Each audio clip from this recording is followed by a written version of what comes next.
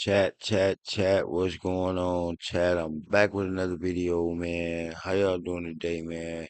And we back with this Nolan Wells situation, chat. And it has gotten crazier and crazier as we go forward, man. It has gotten crazy. How y'all doing today, chat? How are y'all doing today? Can y'all hear me?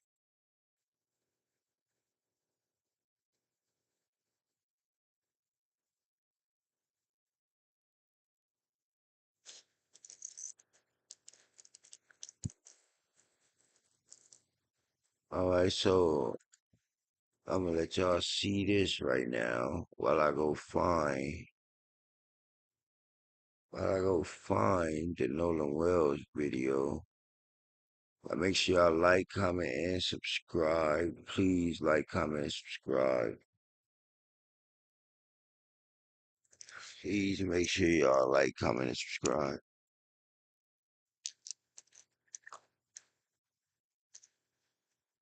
Make sure you guys like, comment, and subscribe. Please, you guys. Please, you guys like, comment, and subscribe.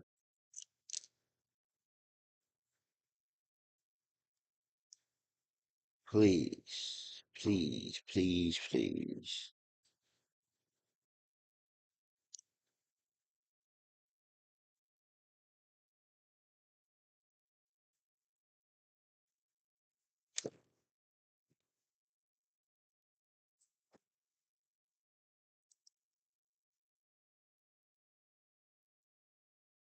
What's going on? I'm gonna let the people get in here. I'm gonna let the people get in here.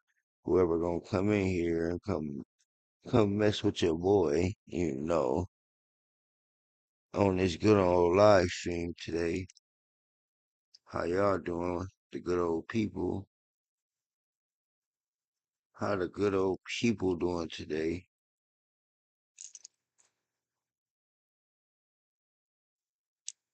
You feel me? We getting into this Nolan Wells situation. It has gotten very serious. This Nolan Wells situation has gotten very serious.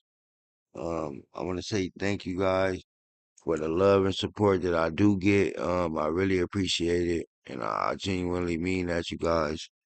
Um, thank you so much. Uh, thank you for my new subscribers.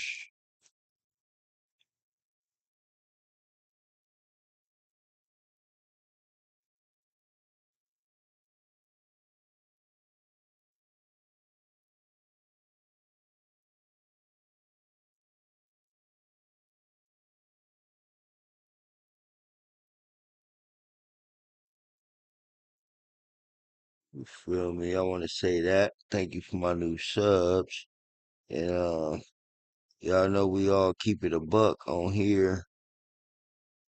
GS3 to Don, and you know what's going on, mud. Y'all know what's going on, mud.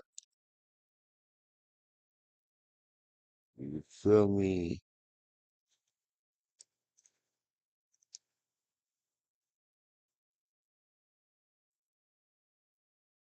I'm gonna need y'all to like, comment, and subscribe. Like, comment, and subscribe, man. Make sure y'all like, comment, and subscribe.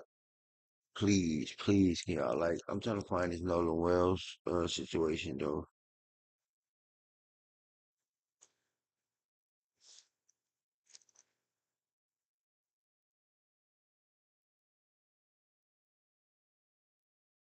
This Nolan Wells situation has gotten serious. This Nolan Wells situation has gotten real serious, y'all. Real serious.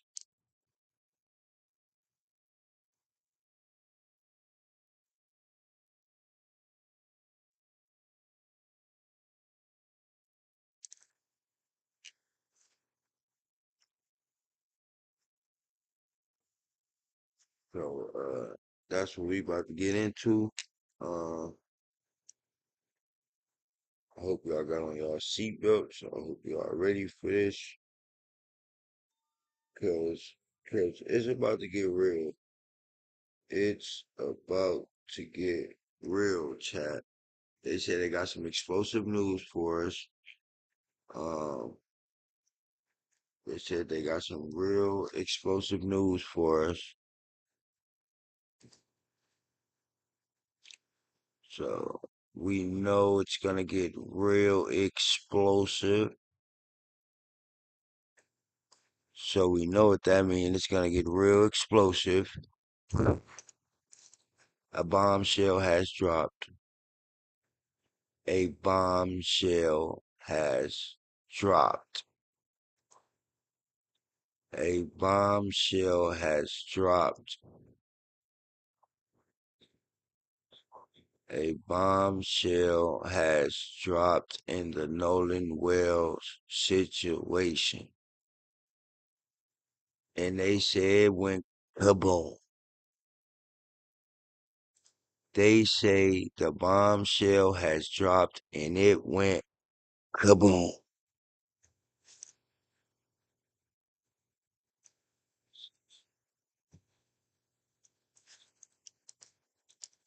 So y'all make sure y'all like, comment, and subscribe. Make sure y'all like, comment, and subscribe. Spin them dubs if you will. Spin them dubs if you will. But make sure y'all like, comment, and subscribe. Make sure y'all like this live stream, you guys. Make sure to like this live stream. Now. How y'all doing, child? How y'all doing today? It's Jesse the Don, and you know what's going on. Oh my God, my light is so bright. Jesse the Don, and you know what's going on, chat. How y'all doing today? I'm trying to get into this content. This Nolan Well situation has genuinely got out of control, and they say they have another bombshell that has been dropped. So let's get into this situation, chat. Hold on just a second. Let's get Nolan Wells let's get into it.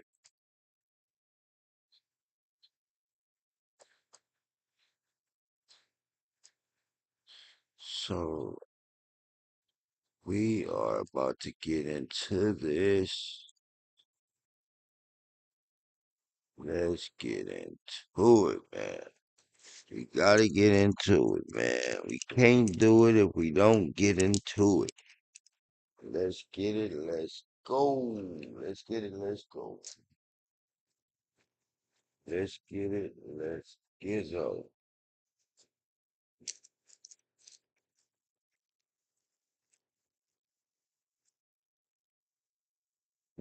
Hey, okay. Let's get it. Let's go, baby. Let's get it. Let's go, baby. Come on. Nolan Wells bombshell. A witness tells us tonight, I went with Nolan's mother to the coroner's office, and this is what I saw. Good evening. I'm Nancy Grace. This is Crime Stories. I want to thank you for being with us.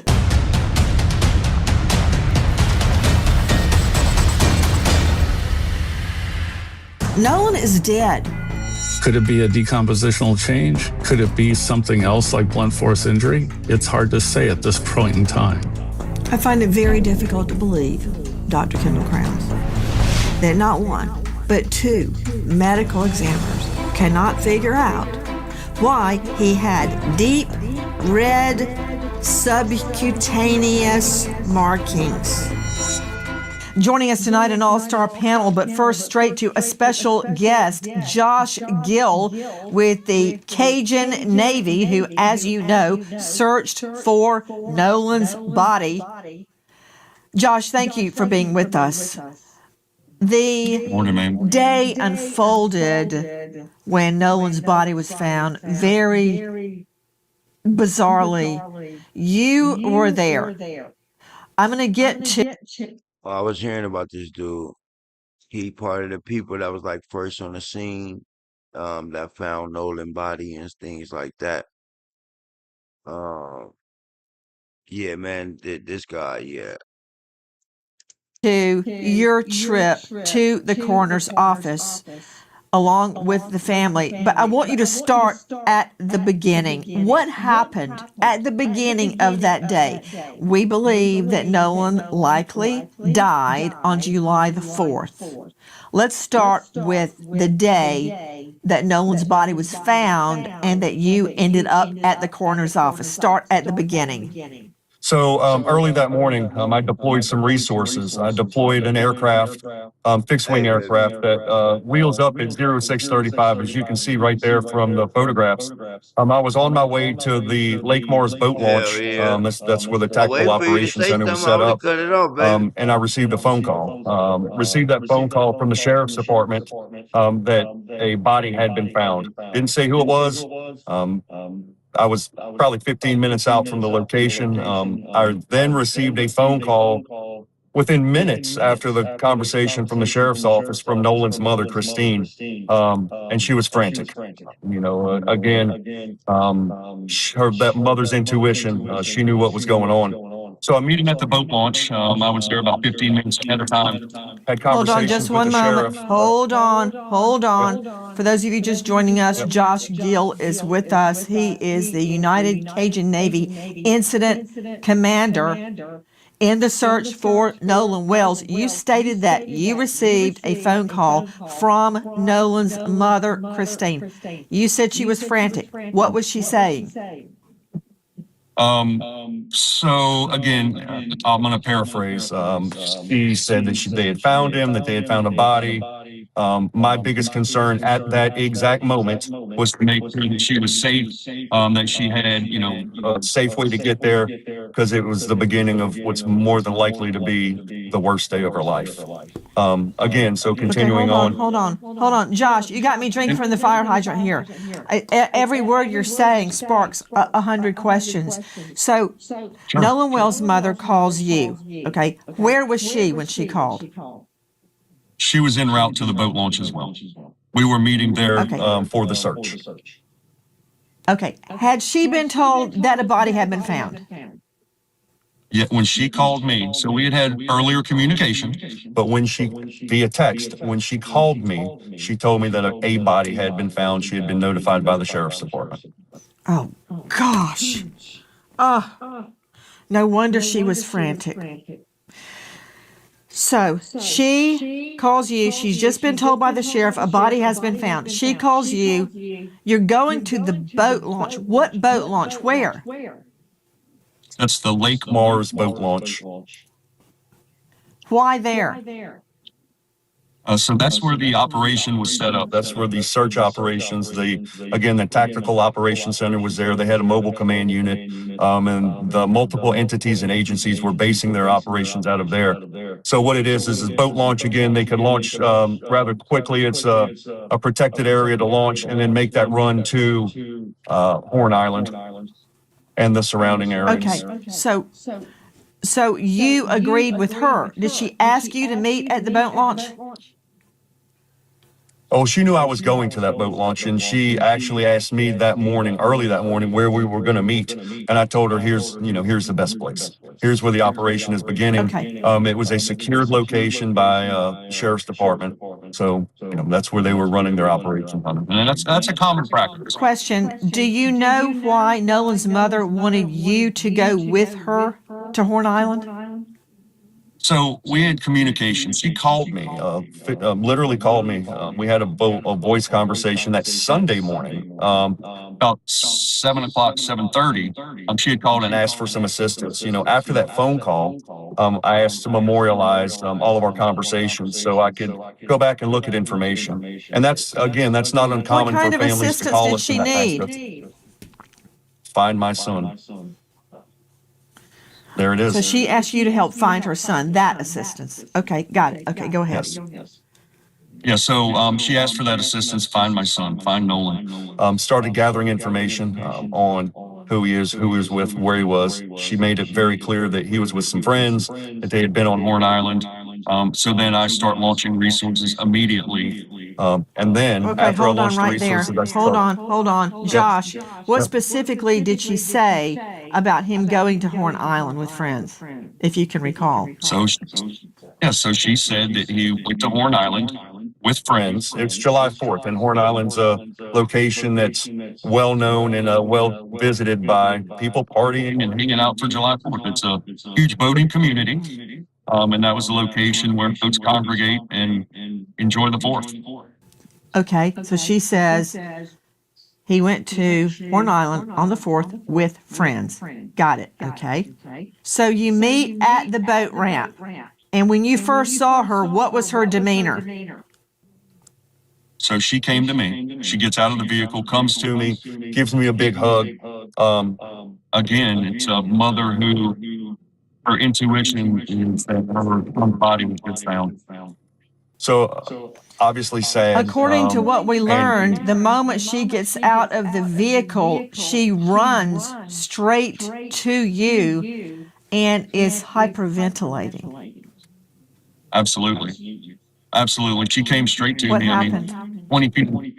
She gives me a big hug and starts crying. And look, I'm a softie. I started crying with her. And we literally sat in the parking lot on the ground in the gravel for probably 15 minutes. And we had some pretty deep discussions. She cried. I cried with her. And her husband was there as well. And I want to say this, that he's a very stoic individual. And he stood there with his hand on both of our shoulders and was a part of everything. It was one of those moments you don't forget. What was she saying? What was she saying? I mean, in a moment like that, how do you console a mother, Josh, that has been told by this disembodied voice on the phone, we found a body? I mean, what was she saying? Did she not want to believe it was Nolan? Did she believe it was Nolan? At this point, she had not ID'd a body yet. Nobody had identified that this was Nolan. Was she holding out hope? What was going on? She knew. Again, mother's intuition is strong. It's very strong. In her heart, she knew. As far as what she was saying, why is always the question, you know? She asked God, why? And the rest of the conversations were just, memories real quick. And I'm assuming everything was just flashing in front of her eyes because, again, it's the beginning of the hardest time of her life.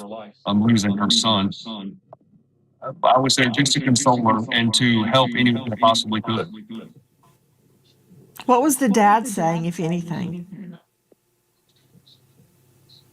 He was, again, he was really quiet. He was a quiet gentleman, but his physical presence afforded her, made her feel safe. And I will say that, he stood there with us, on the ground. He's there.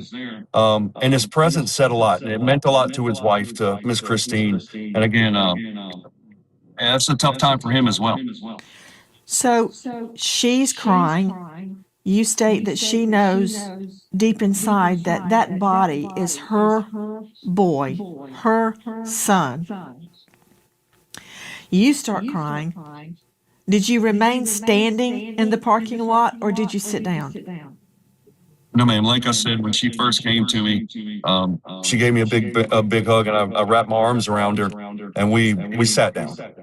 We sat very quickly. We remained seating for quite some time to have that discussion, say a prayer. I did pray with her right there. Yes, ma'am. On the ground, in the gravel. Y'all were sitting Right. on the. And you said she was hyperventilating. You sit on the ground. I believe I heard you say that you started praying. Always. Yes, ma'am. Yes, ma'am. Was she praying that it wasn't Nolan? So, and again, I'm paraphrasing and going from the best of my memory. It was more of a prayer for peace and comfort is what I did. And I always ask for that. And then for answers, and I prayed Godspeed if it is Nolan and, for the Lord to put his protecting hands over us and everything that we do and to be with this family and this mother, especially during these hard times. It's an emotional time.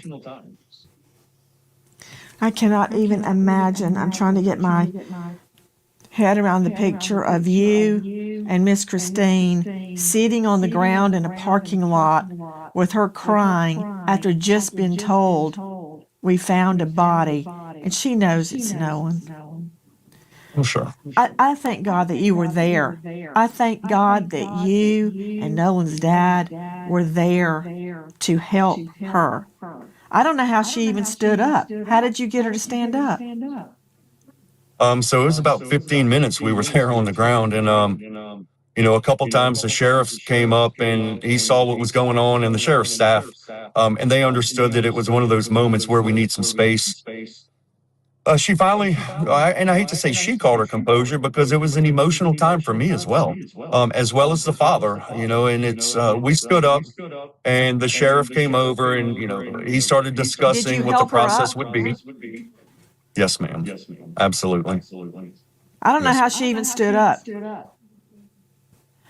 By the Okay, grace so of you help God. her up off the ground. Yeah. Okay, then what happens?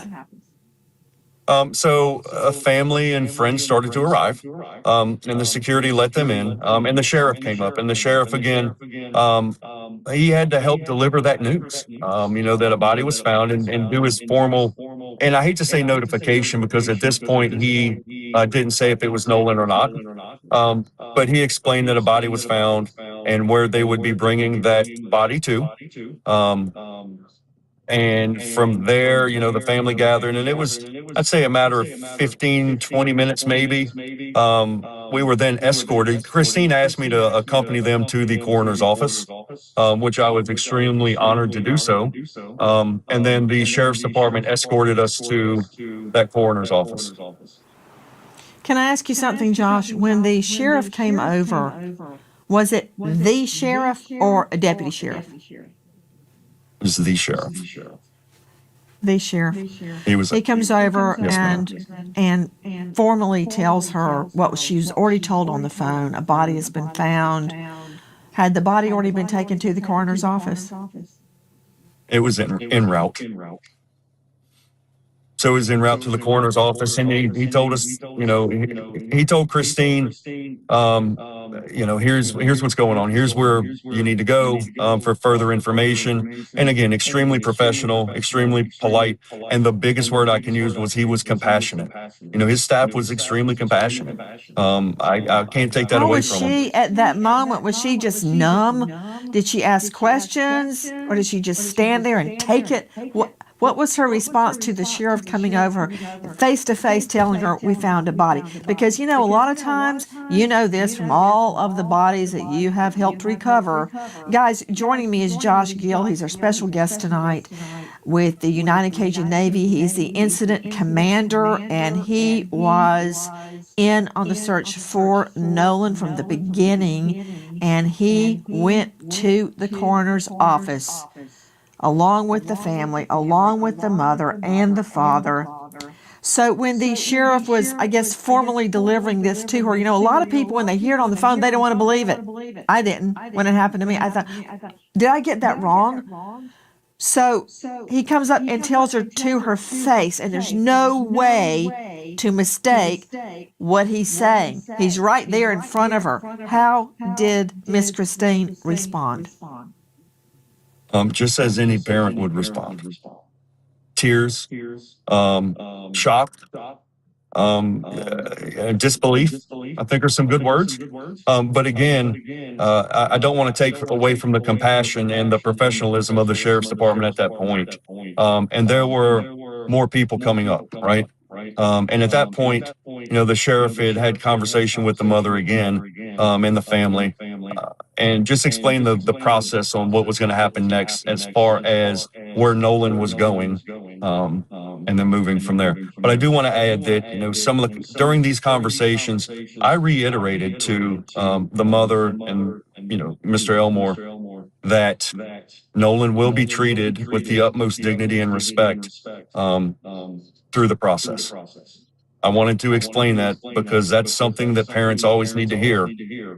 Family members, that their loved one will be treated with dignity and respect. So you guys make it to the coroner's office. What happens when you get to the coroner's office and Nolan's body is already there? Correct. So we go to the coroner's office, we sit down. The coroner, he comes in, I mean, rather quickly, 10, 15 seconds once the table was filled with all the people, family members, friends, myself. What table? Were you in a conference room? Yes, ma'am. Yes, ma'am. A conference Oh room table. gosh, at the medical examiners or coroners, everything is so sterile. And everyone I've ever been to. So this was like an office conference room. You walked right in the door, and there it was. Didn't really have that feeling of a coroner's office, if that's fair to say. More like a business office conference room. He walks in, very polite gentleman, very professional, well spoken, soft spoken as well. And basically said that they found a body, and from initial appearance, he identified him as Nolan. He did want to take a DNA swab or get a DNA sample from the family just for further confirmation and for, I guess, record keeping, whatever it was. But then he also, she asked about the condition, and he went into there were no immediate signs of foul play. Okay. To me, again, my opinion in hearing this is, no signs of blunt force trauma, or any, I don't know what the word I'm looking for is, any, signs of foul play, what we would consider that. Well, I guess they hadn't seen that big red mark on the back of his occipital yet, underneath the skin. And I take it at this juncture, Josh, his throat had not been dissected to look for potential subcutaneous bruising. So Sure. you're telling me that from a cursory look at Nolan Wells's body, there was no sign of foul play such as a stab wound or a bullet wound or bruises, deep gouges on the head. That, in my experience, having tried so many homicide cases, I cannot count them, is what you get from a cursory look at a body. Would you agree? So, correct. I'm not a medical examiner nor a coroner. I have gathered information and heard multiple people speak on that, especially about the red spot, right? We'll quote unquote call it the red spot. And as I appreciate that may be pooling or whatever, it could possibly be cellular decomposition. Again, I'm not a medical examiner or a coroner, but I do know what the coroner said at that immediate, that first meeting with him. Let's get back to what happened in that conference room. So you're there, the mom's there, the dad's there, the coroner comes in, very calm, very soft-spoken, and tells Miss Christine that he believes it's Nolan based on physical appearance and description. Is that correct? Yes. Yes, ma'am. What was her reaction? Because if it were me, Again, I would have been holding out, it's not him, it's not him, it's somebody that looks like him. I don't believe it's him. He's out there. If I can just get out of here, I can go find him. What was her reaction? Again, it was quiet, and it was a very emotional time for the family as well. I personally believe at that point she accepted that it was him. Why do you say that? Started. You must have observed something that makes you say that. Again, it just actions, not denial, not beating on the table. It's not him. It's not him. Let's go. Let's keep looking. And her being in the medical profession as well as I believe, a nurse practitioner. I think I will never say the word accept. She understood that what was being told to her. Right. Yeah. Again, I'm not a parent. Still crying? I don't have any. Absolutely. She still cries to this day. And look, so I want to make this very clear to everybody that I support Christine in what she's doing. There's not a playbook that's written for a grieving mother who doesn't know what happened to her son. And I truly hope and pray every day, Same. as well as my organization does, that she finds peace and comfort, and she's able to accept And you know what else, Josh? whatever the results are. I don't know Yes. how this would have unfolded if it had not been for the United Cajun Navy. I'm just putting that out there. For some reason, y'all have been gotten so much hate, but you guys were out there at the get-go. You're the one that went with Miss Christine to the coroner's office. You were there. You're the one that helped her stand up off the ground when she was sitting on that pavement crying. That was you, United Cajun Navy. Yes, ma'am. I support her too, and my fondest dream is that we find out that this was an accident. But until we get to that point, this investigation must go on. So he comes in and tells her that. Then what happens? So there were some questions, right? He asked the family if there was anything they needed to know, and I asked a question. And the question I asked was, "Can you please explain the process on where Nolan's going to go, what's going to happen from there?" And he did. He explained that he would be going to the crime lab, I believe it was, on what was going on for further autopsy. Again, and I'm paraphrasing this. And we all understood it. We understood that what was going to happen, where it was going, and what would happen from there. Again, and I have to say this and reiterate this, that the family was in shock. I mean, it's horrible news to receive. I can't imagine it. I'm an empath, and I still can't possibly imagine how it feels to receive that information that your son is no longer, here or with the family, no matter what the outcome is. Here's the issue, though, is that we have to be prepared to accept and understand what's told to us as far as results of, the grand jury or whatever it is. I want to make sure that people understand the prayers for peace and comfort are there daily for this family, as well as the nation, because this is a hard time for the nation and Ocean Springs in particular. What happened then? You asked about the procedure. Let me make sure I understand this. The coroner identified Nolan based on description, because I've seen a photo, which we have not shown, of Nolan's body where it washed up. Well, I say washed up. That's really a term of art. I don't know that he washed up. I don't know how his body got right there, because it seems to me it was half in the sand and half in the water. Right? So I don't know how it got there. That said, he made this ID based on the description given to him of Nolan, but wasn't the actual ID made from dental records? So I don't know. I don't know what the actual ID was made from, if it was from dental records or if it was a DNA swab. He did discuss collecting DNA with the mother before we left. I did not witness that. Were you there when the DNA was collected? I was not. I don't know how they caught it, how they got it. But it was a discussion. But again, the coroner was confident. His confidence level was high that was Nolan. And I think that's what Miss Christine wanted to do, or wanted to understand. And the reason being, I think that there's that professional courtesy of, understanding he's the coroner. She is a nurse practitioner, and he wouldn't tell her those things if it was not in his heart.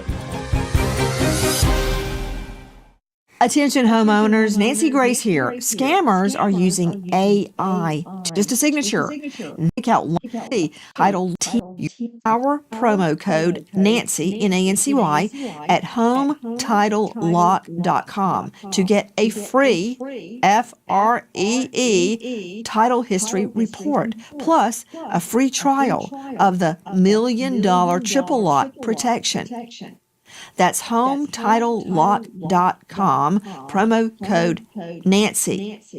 Good luck.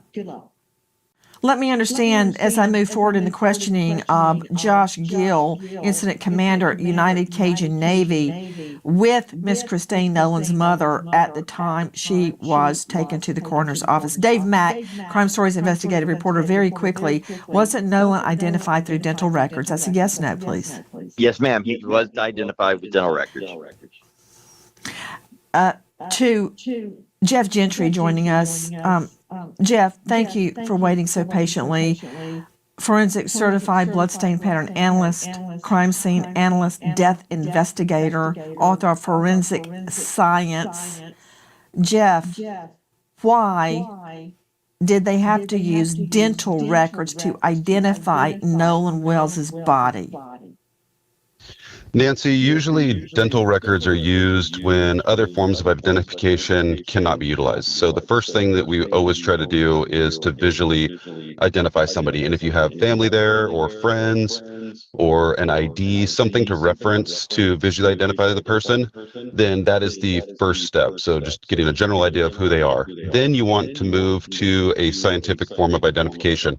And that is something based on a scientific discipline. So there is proof that it is the person when it goes to court or additional questions are asked later. Your first form of scientific identification is fingerprints. That's always going to be the easiest and fastest. And if he had an ID or driver's license, then there should be a fingerprint on file to be able to identify this person rather quickly. However, in this case, if he had been deceased for a day or two before he was found, then forms of scientific identification like fingerprints or even like a visual identification may not necessarily be available. So in those scenarios, then you move to alternate forms of identification like dental records. So that you would have to get the person's dental records from when they were alive to compare them against dental records taken when they're deceased at the autopsy.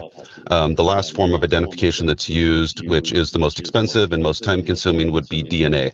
However, if you're going to take this case to court and it's going to be tried like a homicide, then you would probably want to use a form of identification like DNA because it's much more solid. You can verify with percentages how likely it is that the person is who you believe they are. So that's why dental records were most likely used in this case versus something simple and fast like fingerprints or visual identification. Jeff Gentry can be found at evidenceoverassumption.com. Jeff, my takeaway from what you just said is they could not make a visual identification and they could not use fingerprints. You said those were the first two choices, then dental, then DNA. Why would they not be able to make a visual ID? I'm assuming because he was outside and in the elements for a day or so. It's hot, it's July, it's very warm weather.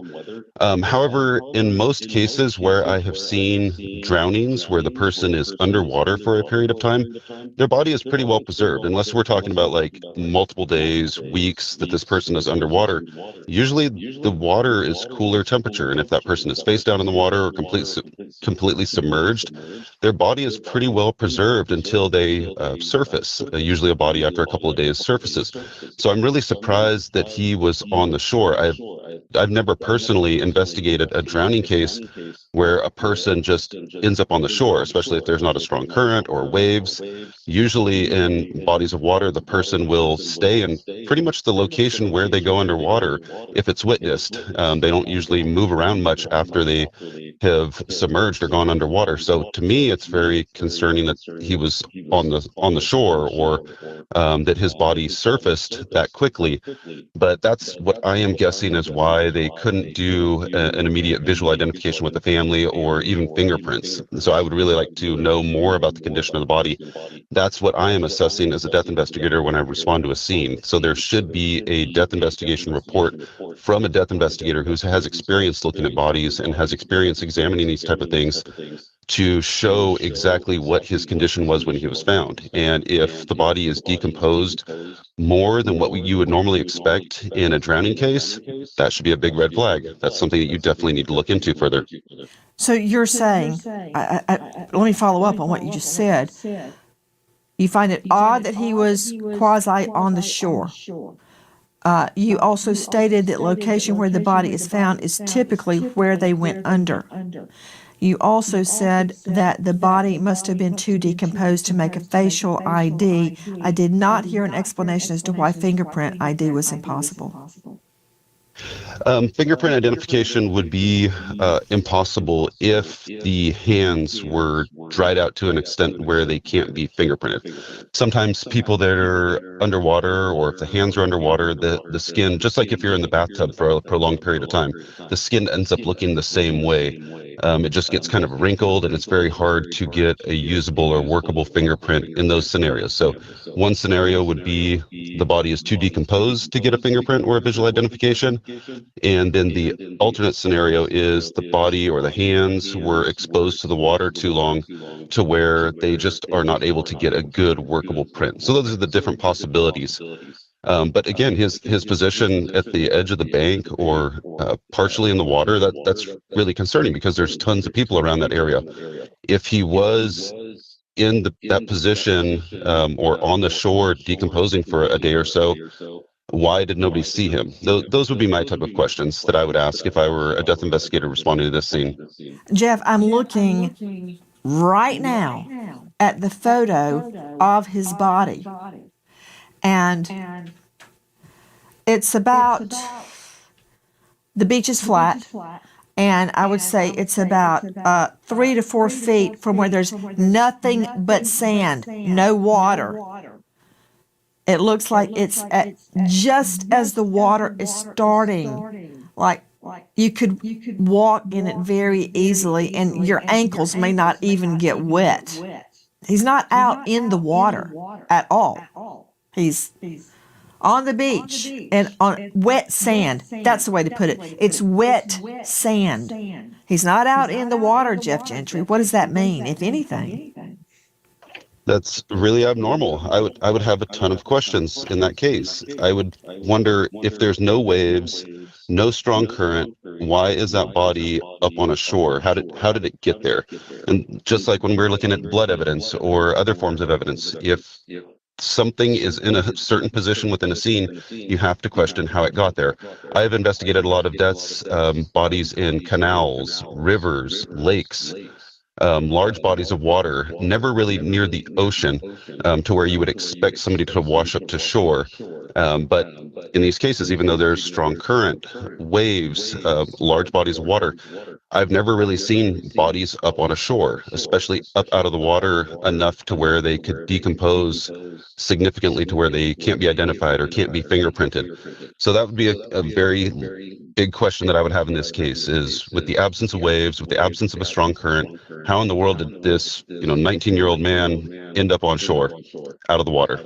Josh, I'm going to pick back up with you and Nolan's family at the coroner's office, but you disagree with Jeff's characteristic. Explain. Wind, wave, tides, currents. If you look, there's also there's some pictures, some aerial pictures that show driftwood way on the beach. Those four things are what impacted, as I appreciate, where Nolan ultimately ended up. If you look in one of those pictures, man, a wave is about to come right over and crest right near where the body's at. So that shows that there is some wave actions and some currents. The winds, the waves, the tides, the currents have a huge impact on, anything that's put into that water. It's known as the washing machine. It's a high tide, high current area. So that's that was the first things that I looked at whenever I saw that picture, and that is one of those pictures that I showed to the sheriff immediately as I received it. The stuff that's dark in that picture right there, I believe that's debris, and that debris could have easily or was washed up on that island. And if you look at the picture as well into the water, the white is that's wave action, either from wind, tides, or currents. So, and it's going towards the beach. When you walk down the beach and you find shells and you find, the bottle with the message in it, it gets washed up on the beach. Okay, so I think in simple terms, you're saying you believe the body was washed up from the water to that location. Okay, and Gentry is saying typically a body is found where it goes in the water. So you're right. Tidal experts, water experts will have to determine that. I want to get back to you at the coroner's office. A dental exam was used to make the ID, which leads me to another question. They could not, if his face and his fingertips were so decomposed that they can't make an ID, then how do they know there was not bruising or there was not skin marks on his face, on his hands? That's a whole nother thing. You're not a medical examiner. I get it. But that's a question that needs to be answered back to you. They, the family, Miss Christine, the dad, were asked to provide DNA. Okay. You did not see the DNA taken, probably a buccal swab. What happened then? So if I may add one thing, is I think that'd be a great question to ask the Sure. coroner is, how did he identify? Because he was This is why I love Nancy Grace. 'Cause she gets straight to the point. She don't hold nothing back and she just don't give a F. That's why I love her. And this whole time this case been going on, Nancy Grace been going in on everybody. Oh, she been going in on everybody. Shout out Nancy Grace and a great platform that she has. 'Cause she don't play. Nancy Grace don't play. And if don't nobody get to the bottom of it, I think Nancy gonna get to the bottom of it. I'm not even playing. I think Nancy gonna get to the bottom of it because she ain't playing. She interviewing these people. She making them look silly. She making them look so silly. So silly. Silly Billy. Yeah, but shout out Nolan Wells family. You know, condolences to Nolan Wells family, man. Shout out Nancy Grace for the great news that she sends out there. She gives us the news that you can use in my voice. You know, and I'm here to give you the news that you can use from her and y'all can use and we all gonna use. But let's get into it. pretty sure, in his best professional opinion, that was Nolan. And maybe he wanted the dental records just out of professionalism. Mm-hmm. And hey, isn't that one of the most definite ways to identify? Sure, and out of Yeah. courtesy to the family, let's do it the easy way Yeah. for you as well as to get the dental records. So moving forward, ma'am, we left. We went to the house. There was a gathering at the house, and the people started to pour in, and it was a very emotional time. Again, the friends and family that were there were they were extremely welcoming to myself. Todd Terrell also came he came within, I don't know, 30 minutes. We stayed there for about 30 minutes. We had conversation with the mother, Mr. Elmore, and some of the other family members and discussed a couple things with them. GoFundMe being one of them, and we wanted to assist with that as far as the development and helping to spread the word on that piece, as well as offer our services. And anything that we could possibly do to assist this family in this time of grief, we're there for them. Still there today. Anything that they possibly need, we're here to provide.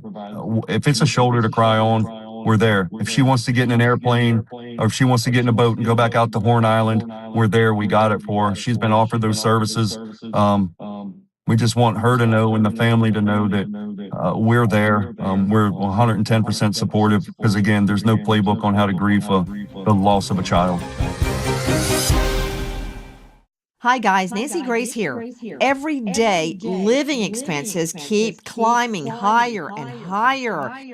If you know that hot dog much on credit average amount 868 AmericanFinancing.net/Nancy. Repeat, AmericanFinancing.net/Nancy. And good luck. Man, these people really don't care, bro. I just want to say that. Like, it really let this happen to that young man, bro. And they do not care, bro. At all, bro.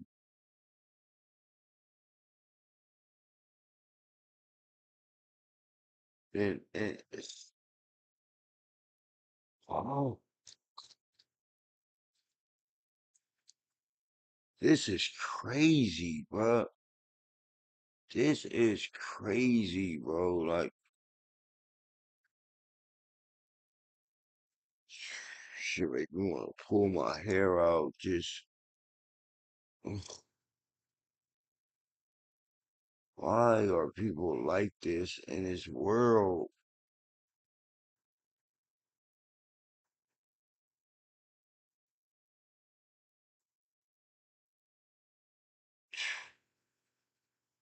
I'm so irritated. I'm not even gonna lie, y'all. I'm not even gonna lie, bro. 'Cause they just covering stuff up. Like, they covering so much stuff. Like, I think they like, man, I don't know. Maybe they took him out because they know he was gonna be a superstar football player. They're like, man, we can't let this, man, this N word become a superstar from out here, from Mississippi. Man, you're not finna be a superstar at Mississippi State or whatever state, whatever. That's crazy, bruh. Y'all haters, bro. Y'all haters, bruh. Y'all some real haters, bruh. And it's sad, bro. It's sad, bro.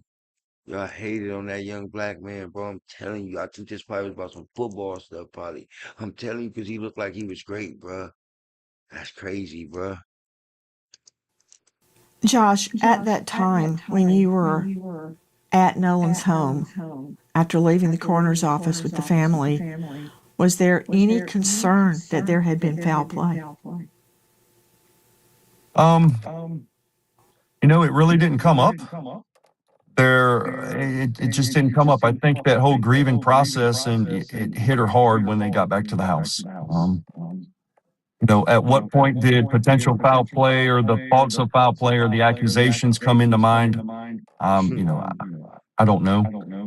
I think you're probably right that at that time she walks in, Josh, and she comes into a home where she knows her son will never be back in his room ever again.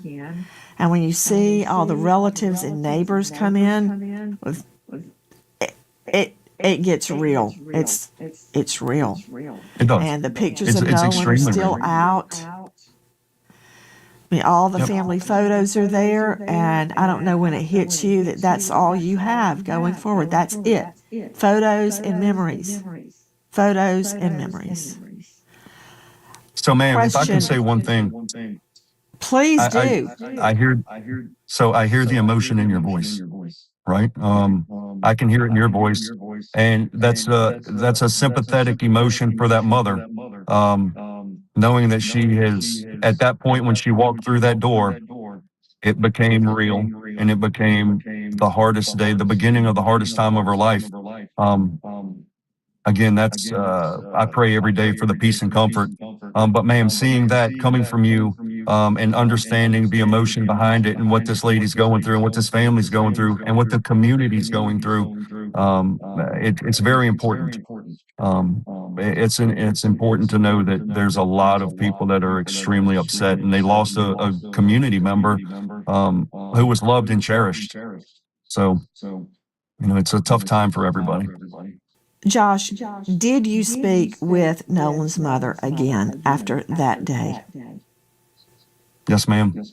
Yes, ma'am. We've had numerous regarding? conversations. And so we had conversation about a forensic pathologist, a secondary forensic pathologist. She wanted one. I gave her a recommendation that I got from somebody. She also discussed an attorney. She sent those messages as well. But the majority of our conversations, man, to be honest with you, were I'd send something to her, keep your chin up and your chest out and just know that you've got a lot of people that love and support you. I wanted to give her words of encouragement because I know how important that is to a family, but also let her know that if there's any questions that she has that I could possibly take some of that weight off of her shoulders or off of her family's shoulders to help assist, that I'll do it for her. And we're here for her. Did she have questions? It's not really because she got an attorney rather quickly, um, which is fine, whatever, that's on them. Again, the conversation turned into, very cordial. Thank you. Thanks for the prayers. Now, we did have a conversation at one point, ma'am, about another young man that I was looking for, Jadarius Miniweather, and I brought her up to speed on that case. And she said, and she told me explicitly, please give the prayers, our prayers to the family of Jadarius, which that was very important as well, because as a grieving mother, she wanted to express her concern and her prayers to another family who lost a young child. Joining us tonight, special guest, Cajun Navy Incident Commander Josh Gill. If you know or think you know anything about the death of this young man, Nolan Wells, dial 228-769-3063. There's a $125,000 reward for information regarding what happened on Horn Island. We remember American hero trooper first class Kevin Miller. GS to the Don, and you know what's going on, man. Like, comment, subscribe, and we're gonna keep good vibes, man. And I send my condolences to the family, man. Thank you for the new subscribers, man. I genuinely appreciate it. It's just a sad moment.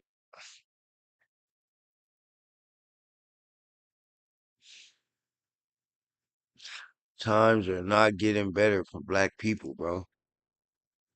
They out here taking us out. We out here just, man, bro. Man, bro, we just, man. And you know the slogan. At the end of the day got in, my friend.